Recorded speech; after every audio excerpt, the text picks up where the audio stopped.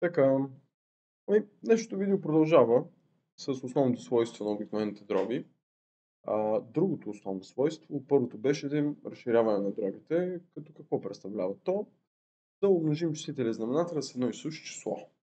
Докато, сега следващото свойство, което ще вземем е съкращаване на обикновени дроби. Окей, значи, щом едното е разширяване, щом едното се казва разширяване и трябва да умножим числителя и знаменателя, някакво число, и съкращаване ще бъде обратното. Да разделим числителя и знаменателя с някакво число. Тук има някакви примери. Ние ще разгледаме други. Сега. Първо да си вземем 42 върху 720. Ето, вземем този пример. 42, 720. И сега трябва да съкратим. Така. Те са няколко неща. Даже също го изтрия примера, защото много нагоре го написах. 720. Така, сега. Така, ние можем да съкращаваме дробите на общите делители на числителя на знаменателя. В случая общите делители на числителя на знаменателя 42 720 са 2, то що ме 6 и 7 и 6 може. Сега.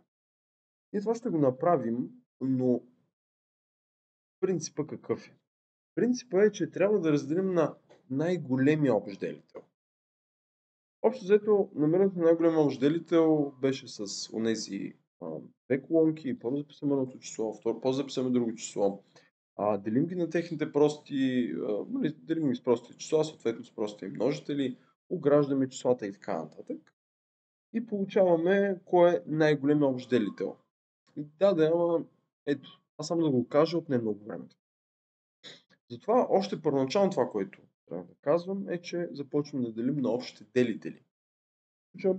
Един от общите делители, който лесно може да се види, е 2. Защо? Защото числата са 4. Вече в бъдеще с практиката ще може да се види кой е най-големия общ делител на две числа. За да можем да бъдем максимално бързи. Защото все пак знаем, че задачите решават и за време. Така, сега. Значи имаме 42 и 720, ги съкращаваме. По-скоро делим на 2, както казахме. И получаваме 42, получаваме 21. Получаваме долу 360. Окей, значи ние можем да разделим на още. 21 делено на 3, 360 делено на 3.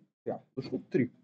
Защото с 2 не мога да разделя. Имам предвид 360 мога да го разделя на 2, но не и 21. Тоест, трябва да намеря, по-скоро трябва да разделя на общите делители на числата. Ето, продължавам си. Деля